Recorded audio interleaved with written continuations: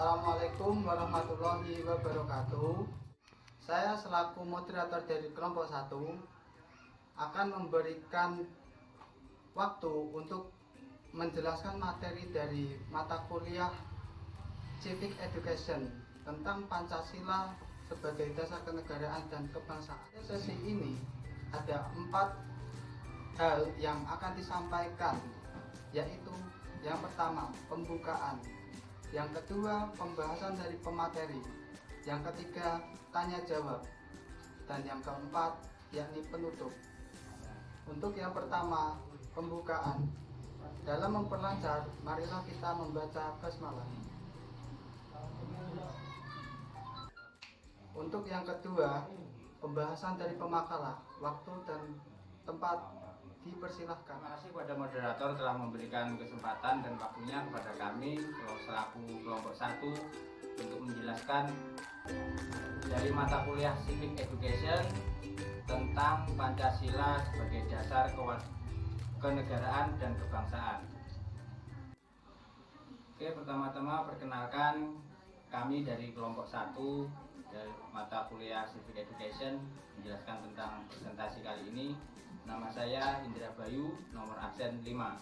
Dan sebelah saya, nama saya Anissa Rukmajan Gamitama, nomor absen 4. Dan nama saya Ilman Habidah, absen 1. Saya Ilham Nur Rahman, nomor absen 3. Di sini kita akan menjelaskan tentang pengertian Pancasila yang akan dibawakan kepada Indra Bayu. Untuk Indra Bayu dipersilakan. terima kasih kepada Saudara Ilham telah memberikan waktunya kepada saya untuk menjelaskan tentang hal pertama, yaitu pengertian dari Pancasila. Oke, rekan-rekan, kita bisa lihat di sini terpapar untuk pengertian Pancasila. Yang pertama sebagai Pancasila secara etimologi dari bahasa Sanskerta. Yang pertama adalah kata panca. Kata panca yang artinya adalah 5, dan sila. Sila itu adalah yang berarti prinsip atau asas. Pancasila sendiri merupakan rumusan atau Pancasila merupakan rumusan dan kehidupan berbangsa dan bernegara bagi seluruh rakyat, khususnya di Indonesia, karena hanya Indonesia yang punya Pancasila. Pada tanggal 1 Juni 1945, 5 prinsip dari Pancasila ini yang dijadikan sila pertama Pancasila adalah ketuhanan yang Maha Esa, dan kedua kemanusiaan yang adil dan beradab, dan sila yang ketiga adalah persatuan Indonesia, dan yang sila keempat kerakyatan yang dipimpin oleh hikmat kebijaksanaan dalam permusyawaratan perwakilan, dan sila yang terakhir adalah sila kelima, yaitu keadilan sosial bagi seluruh rakyat Indonesia. Pancasila secara hukum itu memiliki kemampuan mengikat warga negaranya. Pengertian mengikat adalah bahwa ketentuan-ketentuan hukum, pembuatan segala peraturan hukum yang berlaku di Indonesia harus bersumber pada Pancasila yang bersifat wajib dan imperatif, atau tidak boleh ada satupun yang bertentangan dengan ketentuan dari sila-sila Pancasila. Oke, dari pembelajaran bab ini diharapkan kepada rekan-rekan atau pembaca agar mengetahui dan memahami bahwa konteks atau konsep dari hakikat dan pentingnya Pancasila sebagai dasar negara ataupun ideologi negara kita ataupun dasar filsafat negara Republik Indonesia dalam kehidupan bernegara dan berbangsa. Oke, terima kasih kepada rekan-rekan semua sudah menyempatkan waktunya untuk mendengarkan penjelasan saya, dan untuk penjelasan bab selanjutnya akan dibawakan oleh Saudara Ilham. Bab selanjutnya adalah tentang kedudukan dan fungsi Pancasila. Untuk Saudara Ilham, kita persilakan waktu dan tempat. Ya, terima kasih atas waktu dan tempatnya yang telah diberikan oleh Indra Bayu. Ini saya akan menjelaskan tentang kedudukan dan fungsi dari Pancasila.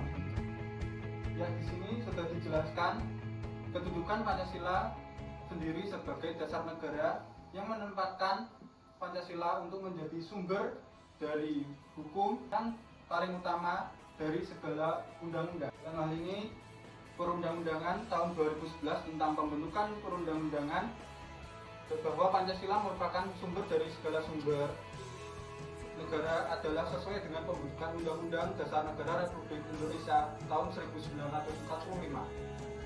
Dalam implementasinya, Pancasila mengandung 3 nilai, yaitu nilai dasar yang tidak berubah, yakni 5 sila Pancasila, nilai instrumental sebagai sarana mewujudkan nilai dasar yang dapat berubah sesuai dengan keadaan, dan nilai praktis yang berubah pelaksanaan secara nyata, yang sesungguhnya sekalipun demikian perwujudan ataupun pelaksanaan ini, nilai-nilai instrumental dan nilai-nilai praktis harus tetap mengandung jiwa dan semangat yang sama dengan nilai dasarnya.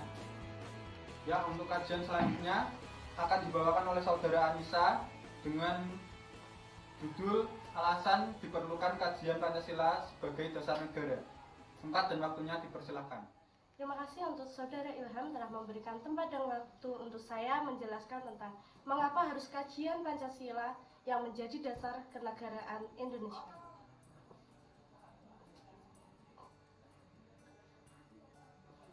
Di sini kita bisa melihat kenapa harus kajian Pancasila sebagai dasar negara Indonesia.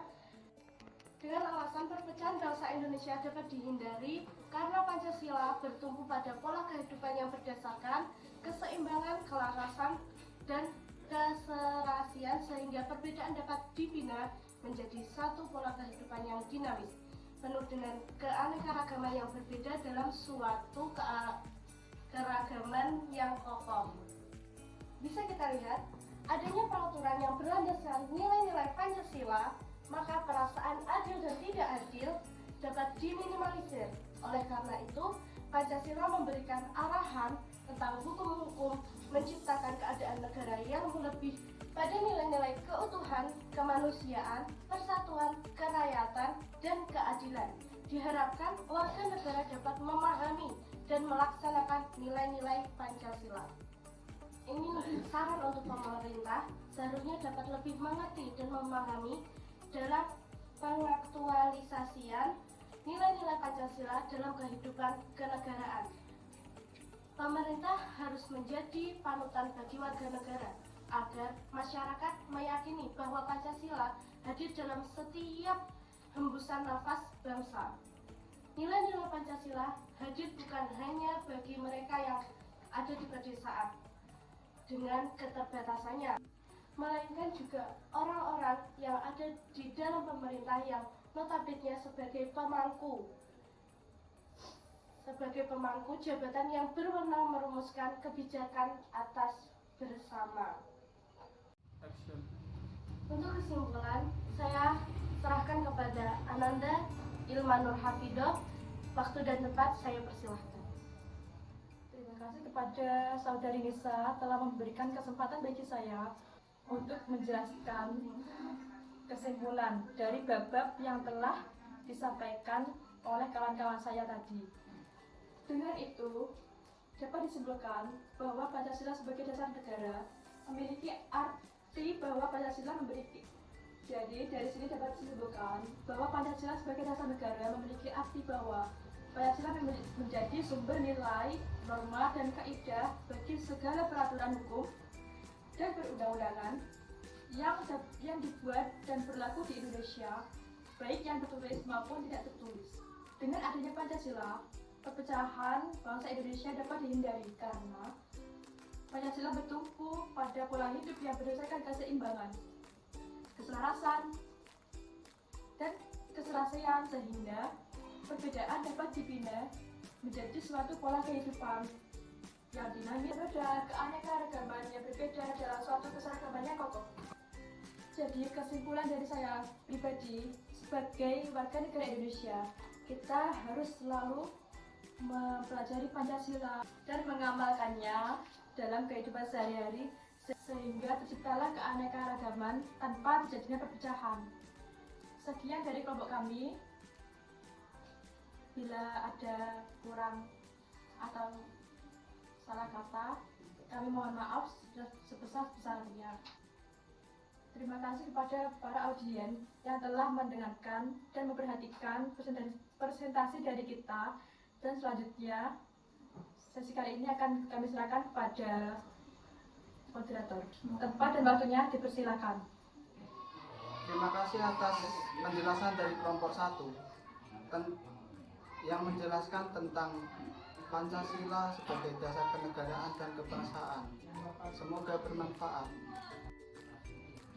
Untuk sesi yang ketiga, yaitu tanya jawab. Untuk audiens, silahkan memberikan 3 pertanyaan di grup WhatsApp. Terima kasih untuk pemakalah yang telah menyempatkan waktunya untuk menjelaskan materi dari mata kuliah Civic Education. Untuk sesi yang keempat, penutup.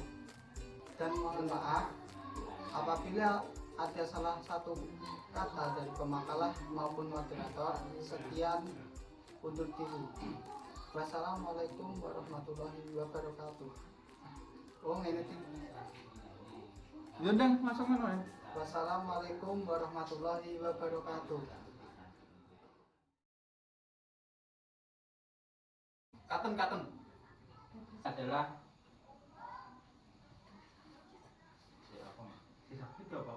Yang dibelikan orang Itu cahayanya tolong.